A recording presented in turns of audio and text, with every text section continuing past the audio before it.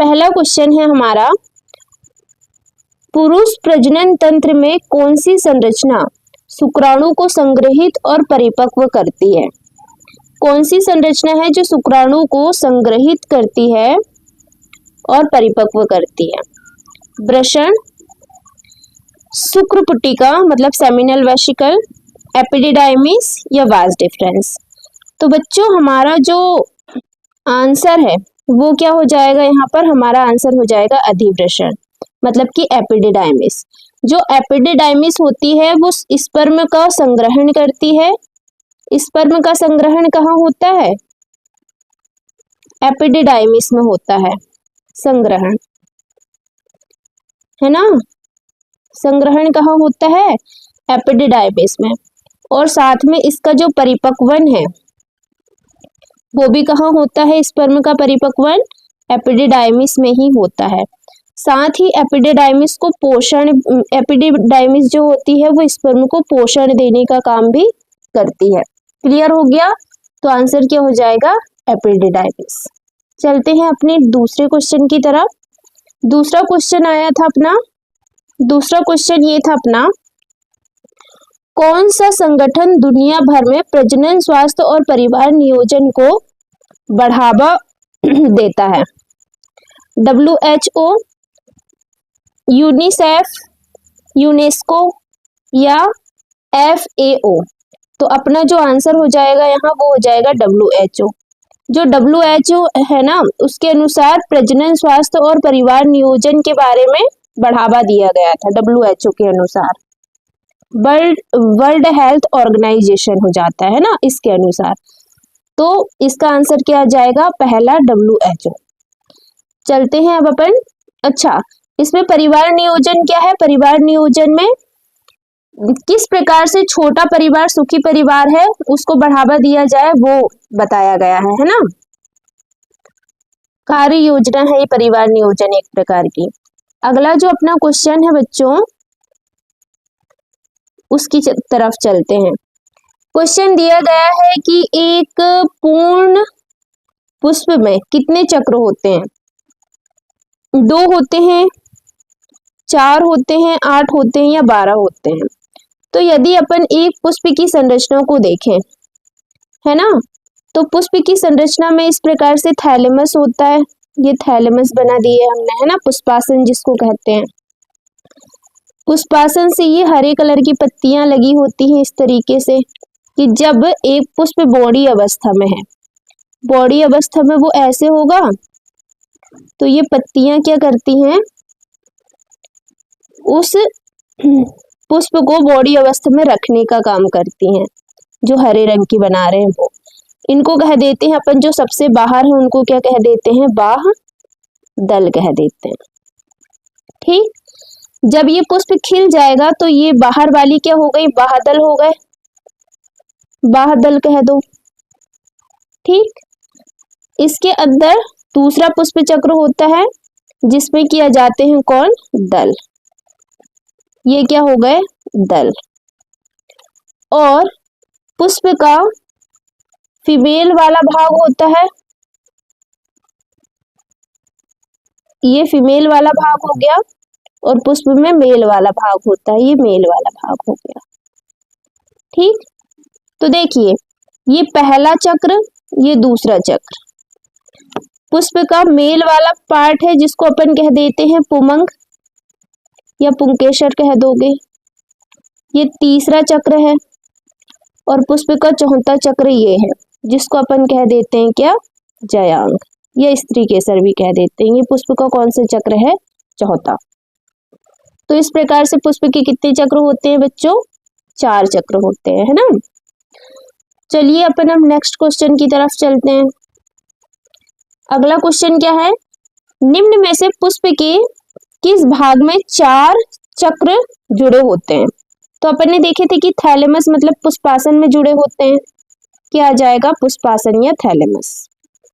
ठीक है बच्चों, अगला क्वेश्चन क्या है?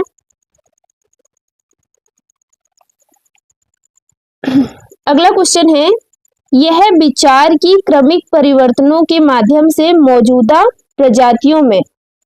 प्रजातियों से नई प्रजातियां उत्पन्न होती हैं निम्न कहलाता है।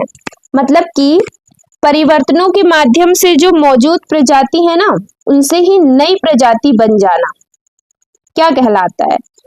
तो मौजूदा प्रजाति से नई प्रजाति का निर्माण होना क्या कहलाएगा? एवोल्यूशन होता है ये। ऑप्शन क्या दिए हैं?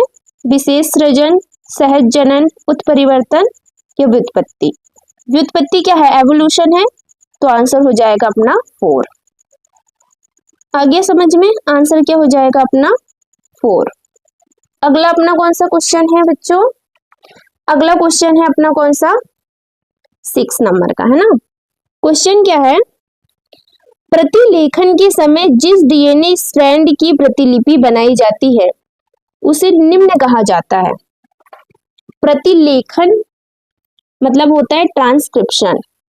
तो ट्रांसक्रिप्शन की बात हो रही है यहाँ। ट्रांसक्रिप्शन के टाइम में डीएनए स्ट्रैंड की प्रतिलिपि बनाई जाती है, उसको अपन क्या कहते हैं, है ना। तो देखिए, जबकि उसको मिटा देते हैं पहले।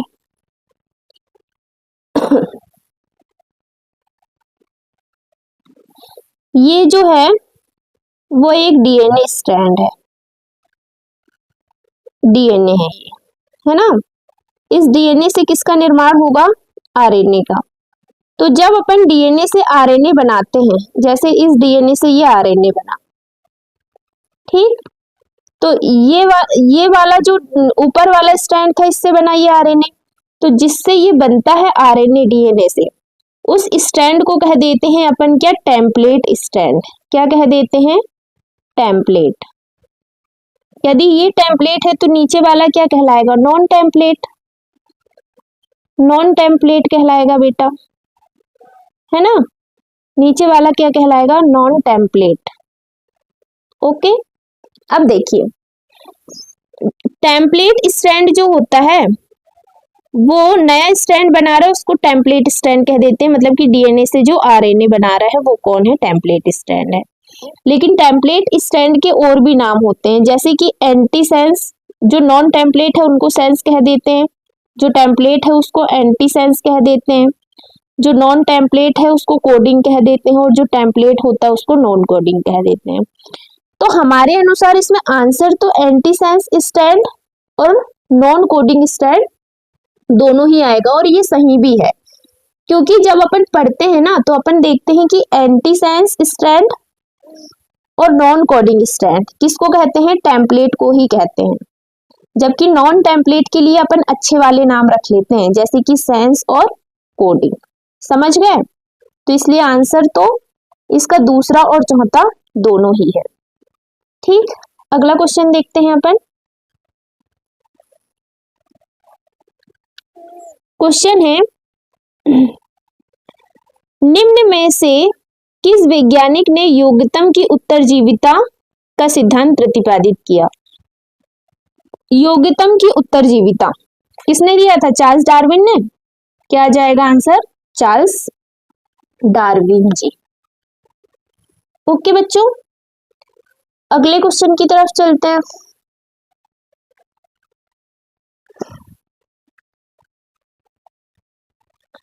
एट्थ नंबर का क्वेश्चन है ना। क्या है? निम्न में से कौन सा एंजाइम यूकेरियोटिक गुणसूत्रों की सिरों पर टीलोमरेज जोड़ने के लिए जिम्मेदार है? टीलोमरेज क्या होता है? तो गुणसूत्र के लास्ट वाला भाग, ये वाला क्या कहलाता है? टीलोमर कहलाता है। और जब सेल में विभाजन होता है ना, तो ये टीलोमर छोटे होते जाते हैं कोशिका विभाजन के साथ। जो डीएनए बनता है ना, मतलब कि कह दो गुणसूत्र, तो टीलोमर छोटे होते जाते हैं। तो टीलोमरेज एंजाइम का काम होता है इन टीलोमर को जोड़ना। ठीक है, तो बोला गया है कि टीलोमरेज जोड़ने के लिए जिम्मेदार होता है टीलोमरेज एंजाइम। आंसर क्या हो जाएगा? तीसरा। ठीक, इसका आंसर क्या हो जाएगा? Third, telomerase. बाकी को देखिए अपन, तो लाइगेज अपन को पता है कि न्यूक्लियोटाइड्स को आपस में जोड़ने का काम करता है लाइगेज। डीएनए पॉलीमरेज, डीएनए से डीएनए का निर्माण, है ना। और प्राइमेज क्या करता है? प्राइमर को जोड़ने का काम करता है। अब चलते हैं अपने 9th क्वेश्चन की तरफ। एक मिनट, यही है ना। ओके, क्वेश्चन क्या है अपना, बायोगैस उत्पादन में मेथेनोजेंस की क्या भूमिका है। जो मेथेनोजेंस होते हैं वो एक क्या है, बैक्टीरिया है। मेथेनोजेन क्या है, एक बैक्टीरिया है। तो ये जो मेथेनोजेन बैक्टीरिया होते हैं, ये जो मेथेनोजेन बैक्टीरिया होते हैं, ये मीथेन का उत्पादन करते हैं। जो जुगाली करने वाले जानवर होते हैं, या कह दो पशु, जुगाली करने वाले पशु जैसे कि गाय, भैंस, है ना। तो इनका जो स्टमक होता है ना, इनके स्टमक में क्या पाया जाता है, ये मेथेनोजेन बैक्टीरिया पाया जाता है ना। इसलिए गोबर से गोबर गैस बनाते हैं अपन। गोबर गैस क्या है, एक बायोगैस ही तो है। गोबर गैस क्या है बच्चों, बायोगैस है। तो इस बायोगैस में मतलब गोबर में क्या होता है, मेथेनोजेन बैक्टीरिया होता है जो कि मीथेन का उत्पादन करता है। मीथेन क्या है, एक बायोगैस है। क्लियर हो गया। अगले क्वेश्चन की तरफ चलते हैं। अच्छा हाँ, एक चीज और आपको बता दें, अब ऐसा हो रहा है बच्चों, पिछली बार की जो क्वेश्चन पेपर अपन ने देखे ना, मतलब अभी जो अपन कर रहे हैं इसमें भी अपन देख रहे हैं कि पहली देखो टोटल अपनी बायोलॉजी में कितनी यूनिट है, टोटल 5 यूनिट है। तो इन 5 यूनिट में एक यूनिट से 4 क्वेश्चन आए हैं।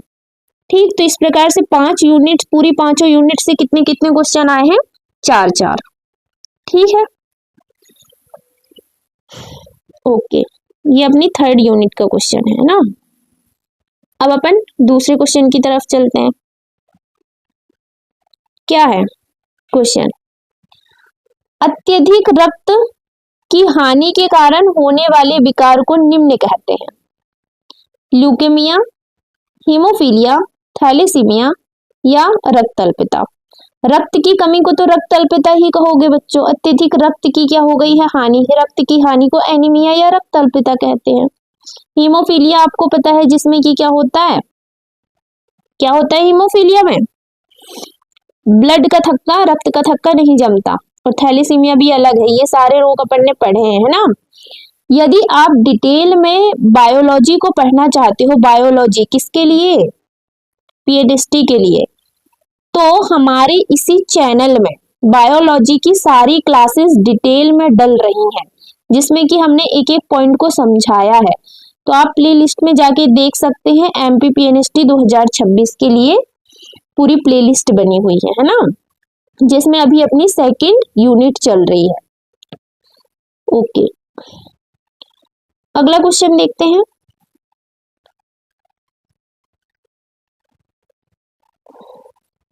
अब सही है, कौन से नंबर का क्वेश्चन चलता है बच्चों,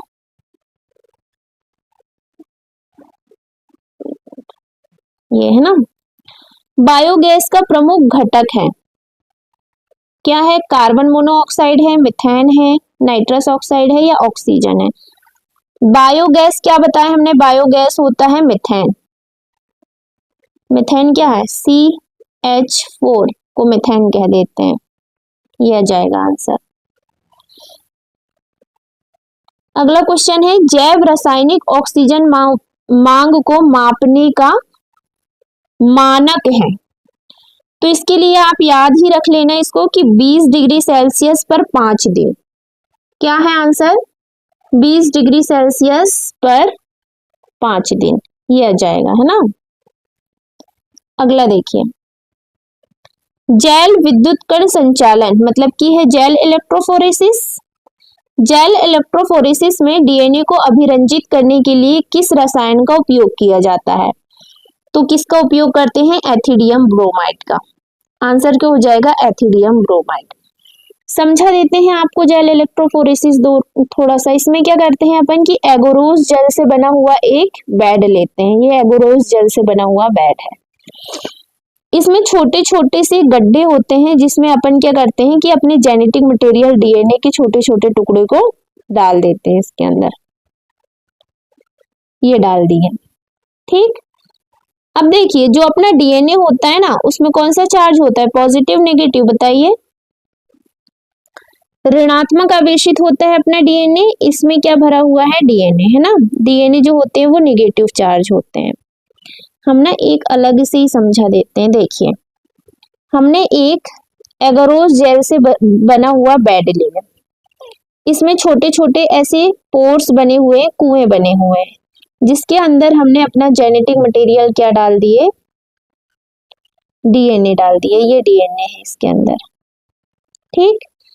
अब डीएनए जो होते हैं, डीएनए वो ऋणात्मक चार्ज वाले होते हैं, नेगेटिव चार्ज होते हैं, ऋणात्मक आवेश होता है ना। तो इधर नेगेटिव चार्ज वाला लगा देंगे अपन, है ना, इलेक्ट्रोड, और इधर पॉजिटिव चार्ज वाला।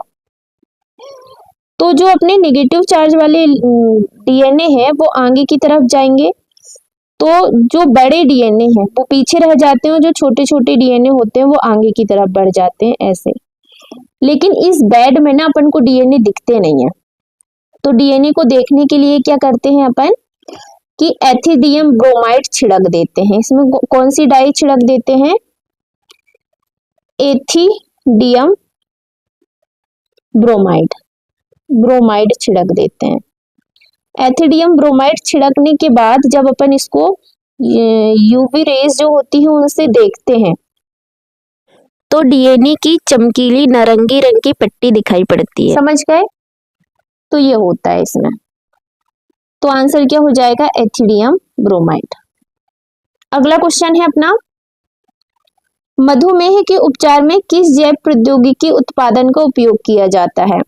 तो मधुमेह के उपचार के लिए अपन इंसुलिन बनाएंगे, तो जो इंसुलिन बनाते हैं वो कौन सा इंसुलिन होता है, रिकॉम्बिनेंट इंसुलिन होता है, ठीक है। कौन सा इंसुलिन होता है बेटा, रिकॉम्बिनेंट इंसुलिन होता है, क्योंकि रिकॉम्बिनेशन द्वारा ही इसको बनाया जाता है ना।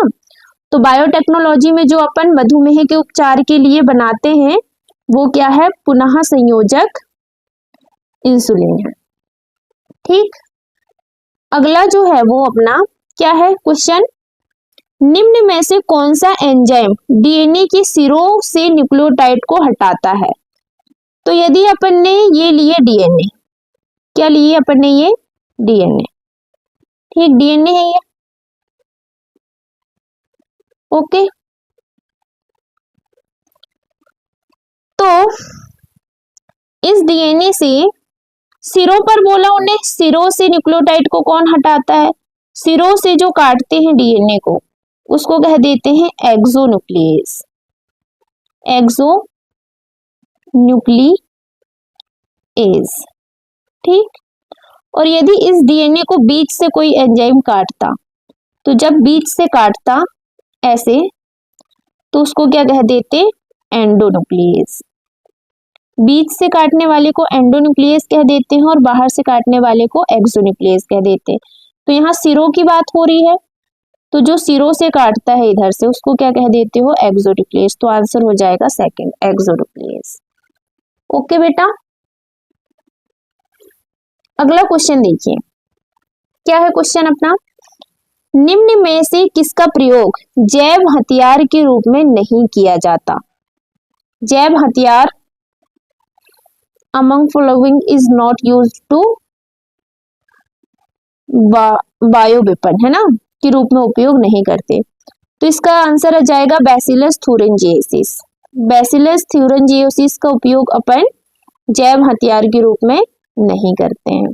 आंसर क्या हो जाएगा, बैसिलस थुरिंजिएसिस, ओके बेटा। अगला क्वेश्चन देखिए,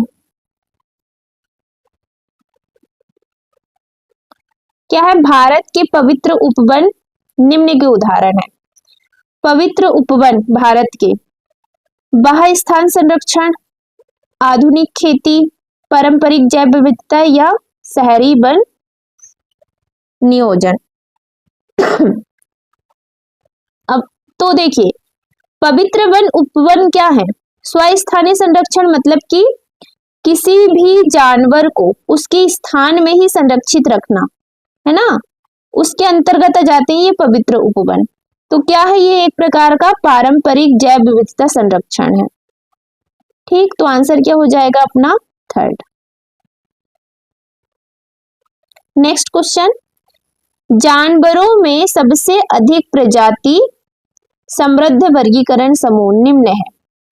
देखो, जानवरों में सबसे ज्यादा जो पाया जाता है ना, एनिमल्स में सबसे ज्यादा जो पाए जाते हैं वो कौन पाए जाते हैं? कीट पाए जाते हैं। आर्थ्रोपोडा के अंतर्गत आते हैं कीट। तो कीट जो होते हैं वो सबसे ज्यादा पाए जाते हैं वर्गीकरण में, है ना। ओके, नेक्स्ट क्वेश्चन है बेटा, निम्नलिखित में से कौन सा फास्फोरस का प्राथमिक प्राकृतिक भंडार है? देखो, सबसे ज्यादा फास्फोरस तो चट्टान में ही पाई जाएगी, तो इसमें तो कोई बात है ही नहीं। फास्फोरस कहाँ पाई जाएगी? सबसे ज्यादा चट्टानों में पाई जाती है। ठीक स्वाभाविक सी बात है, पशु की हड्डी की बात करोगे तो यहाँ कैल्शियम तो होगा, फास्फोरस तो ही ना होगा। ज्यादा फास्फोरस कहाँ होता है? चट्टानों में। समुद्री पानी में भी नहीं होगा, पौधा में भी नहीं होगा। आंसर क्या हो जाएगा? चट्टानें। नेक्स्ट क्वेश्चन और लास्ट क्वेश्चन क्या है? निम्नलिखित में से किस अंतःक्रिया से दोनों प्रजातियां लाभान्वित होती हैं? आंसर हो जाएगा सहजीविता। पता है आपको सहजीविता? हमने एक शॉर्ट वीडियो बनाए थे सहजीविता के लिए। क्या क्या पढ़ाए थे हमने उसमें? वो परागण की एक मधुमक्खी आती है, परागण करती है, पौधे को मधुमक्खी से फायदा हुआ, मधुमक्खी को पौधे से क्या फायदा हुआ कि उसने मकरंद ली, और पौधे को फायदा हुआ कि उन्हें परागण करा दी। दोनों को फायदा है, क्या हो गई है? सहजीविता। प्रतिस्पर्धा में दोनों को ही नुकसान होता है, इसको हम समझा ही देते हैं, है ना। देखिएगा, सहोपकारिता होता है, सहोपकारिता।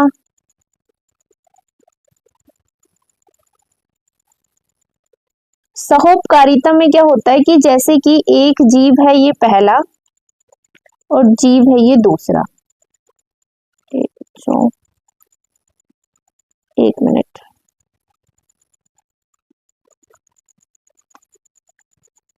ऐसे ही समझ लो, है ना, कि सहोपकारिता में क्या होता है कि पहले जीव को भी फायदा होगा, पहले जीव को भी फायदा हो रहा है और दूसरे जीव को भी फायदा हो रहा है। प्लस का मतलब फायदा है। दूसरा क्या होता है? दूसरा होता है स्पर्धा। स्पर्धा में क्या होता है कि दोनों ही जीव को नुकसान होता है। ठीक, अगला होता है क्या? परभक्षण। परभक्षण का मतलब है कि एक जीव को दूसरे जीव ने खा गया, तो परभक्षण में एक को तो फायदा हुआ, दूसरे को क्या हो जाएगा? नुकसान। ठीक, अगला होता है परजीविता। परजीविता का मतलब एक पौधा दूसरे पौधे पर आश्रित है। ठीक, जैसे कि अमरवेल, तो इसमें भी एक को फायदा दूसरे को नुकसान होता है परजीविता में।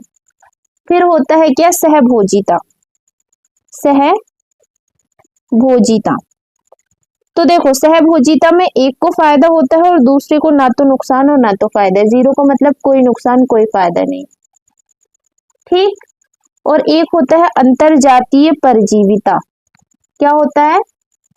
अंतरजातीय परजीविता।